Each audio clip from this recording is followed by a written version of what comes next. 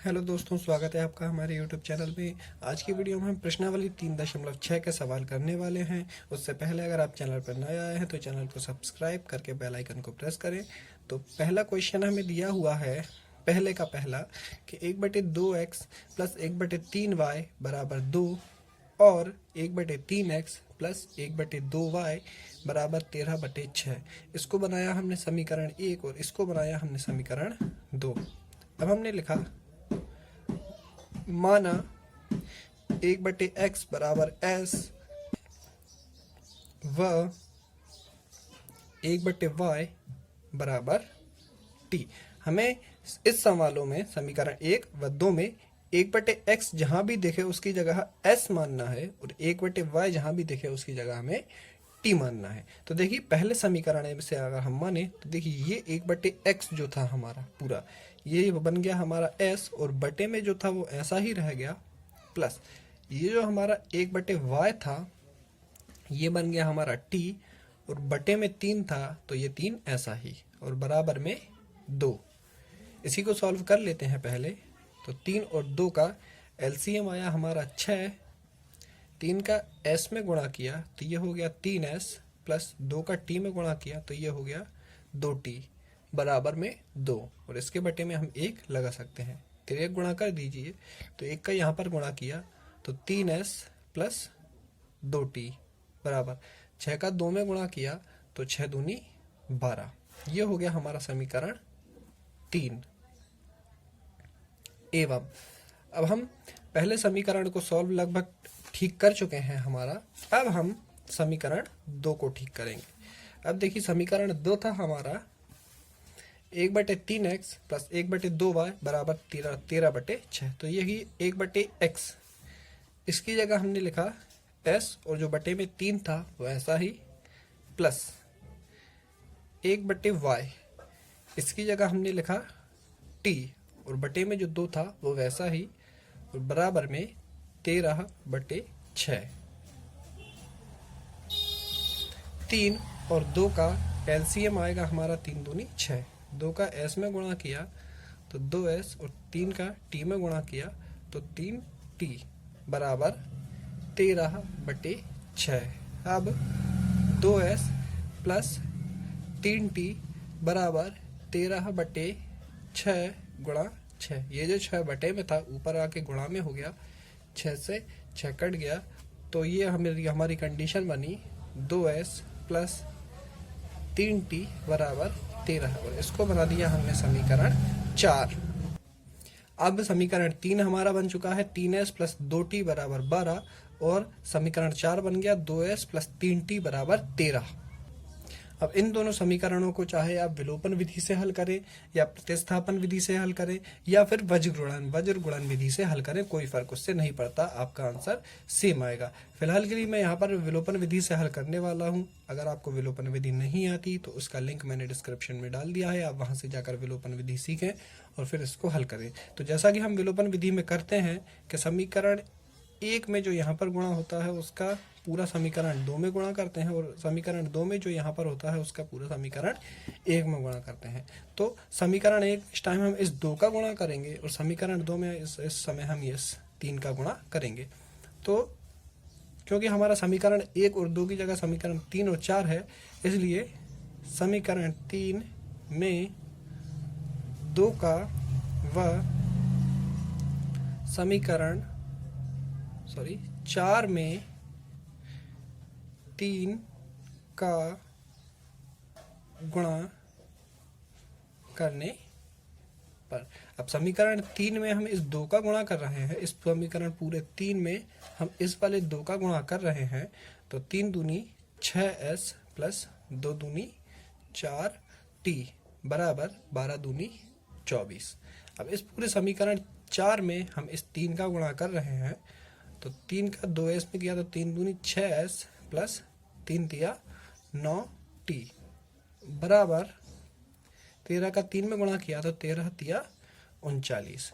अब जैसा हम विलोपन विधि में करते हैं, नीचे वाली लाइन के हम निशान पलटेंगे तो सारी ही प्लस की हैं तो सारी ही हो गई हमारी माइनस की। 6s प्लस के 6s माइनस के कट गए। अब क्योंकि निशान पलटने के बाद ये 9t माइनस के हो चुके हैं, तो माइनस के 9t में से 4t गया तो माइनस का 5t। इसी तरीके से ये भी निशान पलटने के बाद 39 माइनस के हो चुके हैं, तो माइनस 39 में से 24 गए तो बचे -15। अब -5t बराबर -15, यानी t बराबर -15 बटे -5। ये 5t के साथ गुणा में था, RHS में आया तो बटे में हो गया। अब माइनस से माइनस कट गया, 5 एकम 5, 5 3 15, यानी t बराबर आ गया हमारा 3। अब t का मान हम रखेंगे समीकरण 3 में, तो समीकरण 3 में t का मान रखने पर, और समीकरण 3 हमने बनाया था 3s प्लस 2t बराबर 12। 3s प्लस 2 t की जगह हमने रखा 3 बराबर 12। 3s प्लस 3 दूनी 6 बराबर 12। 3s बराबर 12 माइनस 6, क्योंकि 6 LHS में प्लस के थे, पक्षांतर होके RH में गए तो माइनस के हो गए। और 3s बराबर 12 में से 6 गए तो बचे हमारे 6। अब देखिए 3s बराबर 6, यानी कि s बराबर 6 बटे 3, 3 दूनी 6। s बराबर हमारा निकल कर आ गया 2। इस प्रकार s बराबर आया हमारा 2 और t बराबर आया 3। लेकिन हमें इस सवाल में s और t के मान नहीं निकालने थे, हमें निकालने थे इसमें x और y के मान। और क्योंकि सवाल के शुरू में ही हमने 1/x बराबर माना था s व 1/y बराबर माना था हमने t, चूंकि 1/x बराबर s व 1/y बराबर t ये हमने माना था, तो 1/x बराबर s की जगह हमने s का मान रखा जो कि है हमारा 2 और बटे में 1, व 1/y बराबर t का मान हमने रखा हमारा 3। अब तेरे गुणा कर दीजिए या फिर ऐसे काम कीजिए, इन सबको पलट दीजिए। तो x बराबर 1/2 व y बराबर 1/3, क्योंकि ये x 1/x था तो ये x/1 हो गया उल्टा होकर, और ये 2/1 था तो ये उल्टा होकर 1/2 हो गया। इसी तरीके से ये y/1 बराबर 1/3। अतः x बराबर 1/2 व y बराबर 1/3, और ये आपका आंसर है। अगला सवाल हमें दिया हुआ है 2/करनी x प्लस 3/करनी y बराबर 2 और 4/करनी x प्लस 9/करनी y बराबर -1। ये आपका पहले का दूसरा सवाल है, और इसमें हम माना 1/करनी x बराबर s व 1/करनी y बराबर t। पिछले सवाल में हमने जैसा किया था कि बटे में 2 था तो बटे में ही 2 रखा था। अब इस सवाल में देखिए आप 2 ऊपर है तो 2 हम ऊपर ही रखेंगे 2, और ये बटे में करनी x यहाँ पर हम 1 मान सकते हैं क्योंकि गुणा में 1 सबके होता है। तो 1/करनी x बन गया हमारा s प्लस ऊपर 3 था तो 3 ऐसा ही, और बटे में करनी y बन गया आपका t, क्योंकि 1/करनी y बराबर t है। तो 2s प्लस 3t बराबर में 2, और इसी तरीके से ये 4 ऐसा ही, और बटे का करनी x बन गया हमारा s प्लस 9 ऐसा ही, और बटे का करनी y बन गया हमारा t बराबर -1। यहाँ पर सवाल में माइनस दिया हुआ है तो यहाँ पर हम माइनस ही लेंगे। ये लिखने में थोड़ा गलती हो गई थी, यहाँ पर माइनस है तो यहाँ पर हमारा माइनस ही आएगा। ये हो गया हमारा समीकरण 1 और ये हो गया हमारा समीकरण 2।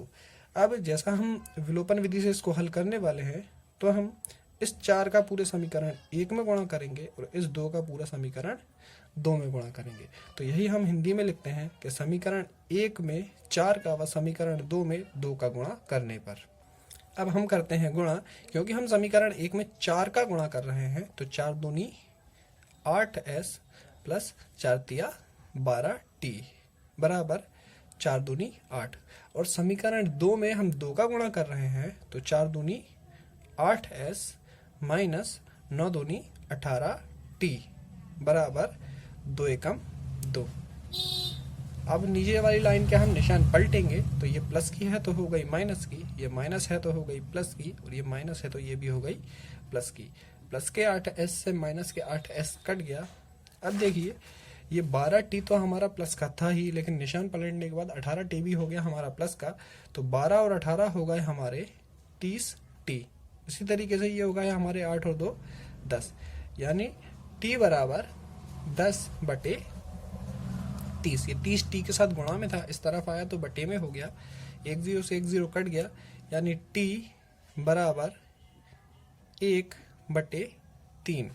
अब t का मान हम समीकरण 1 में रखें, समीकरण 1 में t का मान रखने पर, और समीकरण 1 था हमारा 2s प्लस 3t बराबर 2, तो 2s प्लस 3 t की जगह 1/3 बराबर 2। 3 से 3 हमारा कट गया, यानी 2s प्लस 1 बराबर 2, यानी 2s बराबर 2 माइनस 1, यानी जो 1 प्लस में था LHS में पक्षांतर होकर RHS में गया तो माइनस का हो गया, तो 2s बराबर 1, यानी s बराबर 1/2। इस प्रकार s बराबर 1/2 व t बराबर 1/3। लेकिन हमें s और t के मान नहीं निकालना था, हमें x और y के मान निकाल। अब चूंकि सवाल में हमने माना था 1/करनी x बराबर s व 1/करनी y बराबर t, तो 1/करनी x ऐसा ही बराबर s की जगह हमने रखा 1/2 व 1/करनी y ऐसा ही बराबर t की जगह रखा हमने 1/3। अब त्रिज्या गुणा कर दीजिए तो 2 बराबर करनी x, क्योंकि 2 का 1 में किया तो 2 एकम 2, और करनी x का 1 में किया तो करनी x, व इसी तरीके से 3 बराबर करनी y। दोनों पक्षों का वर्ग करने पर, दोनों पक्षों का वर्ग कर दीजिए तो 2 का वर्ग बराबर करनी x का वर्ग व 3 का वर्ग बराबर करनी y का वर्ग। 2 का वर्ग तो हो जाएगा हमारा 4 बराबर, यहाँ पर वर्ग से करनी हट जाएगी तो ये हो जाएगा x, व यहाँ पर 3 का वर्ग हो जाएगा 9, और यहाँ पर वर्ग से करनी हट जाएगी तो ये हो जाएगा y। अतः x बराबर 4 व y बराबर 9, और ये हमारा आंसर है। अगला सवाल हमें दिया हुआ है 4/x प्लस 3y बराबर 14 और 3/x माइनस 4y बराबर 23। अब देखिए इसमें y वाला पद तो ठीक दिया हुआ है, सिर्फ x वाला पद गड़बड़ है, इसलिए हम सिर्फ x वाले पद को मानेंगे। यानी हल बराबर माना 1/x बराबर s। तब देखिए ये 4 ऐसा ही, और इस बटे में x की जगह हमने लगाया s प्लस 3y बराबर 14, और इसी तरीके से ये 3 ऐसा ही, और बटे में x की जगह ये हमारा लगा s माइनस 4y बराबर 23। ये हो गया हमारा समीकरण 1 और ये हो गया समीकरण 2। अब जैसा हम विलोपन में हल करते हैं तो समीकरण 1 में 3 का व समीकरण 2 में 4 का गुणा करने पर, यानी इस संख्या समीकरण 2 में यहाँ जो संख्या थी उसका समीकरण 1 पूरे में गुणा किया, और समीकरण 1 में जो यहाँ संख्या थी उसका पूरा समीकरण 2 में गुणा किया। करते हैं 3 का समीकरण 1 में करना है तो 3 चौके 12s प्लस 3 तिया 9y बराबर 14 तिया 42। अब समीकरण 2 में हमें 4 का गुणा करना है तो 4 तिया 12s माइनस 4 चौके 16y बराबर 23 का 4 में गुणा किया तो 23 चौके 92। लाइन खींचिए और निशान पलट दीजिए, तो ये प्लस का है तो माइनस, माइनस है तो प्लस, और प्लस का है तो माइनस। माइनस और प्लस के 12s कट गए, और ये निशान पलटने के बाद ये भी प्लस का और ये भी प्लस का, तो 16 और 9 होगा आपके 25y बराबर 92 में से 42 घटा दीजिए तो बचेंगे हमारे माइनस के 50, यानी 25y बराबर माइनस 50। यानी कि y बराबर -50/25 काट दीजिए, 25 दूनी 50, यानी y बराबर -2। अब y का मान समीकरण 1 में रखने पर, और समीकरण 1 हमने बनाया था 4s + 3y बराबर 14, तो 4s + 3y की जगह हमने रखा -2 बराबर 14। 4s प्लस और माइनस हुआ हमारा -3 दूनी 6 बराबर 14, तो 4s बराबर 14।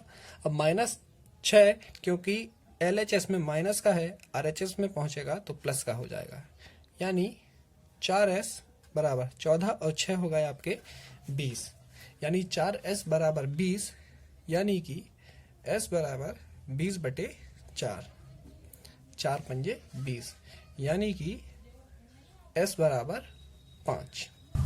इस प्रकार s बराबर 5 और y बराबर -2, लेकिन यहाँ पर आपको s का मान नहीं निकालना, आपको x का मान निकालना है। और चूंकि 1/x बराबर आपने माना था s, तो 1/x ऐसा ही, और s की जगह यहाँ पर हमने रखा 5/1। इनको उल्टा कर दीजिए तो 1/x हो जाएगा x/1 बराबर 5/1 हो जाएगा आपका 1/5, यानी x बराबर 1/5। अतः x बराबर 1/5 व y बराबर -2, और ये आपका आंसर है। अगर आपको वीडियो पसंद आई हो तो वीडियो को लाइक करें, कमेंट करें, शेयर करें और चैनल को सब्सक्राइब करके बेल आइकन को प्रेस करें।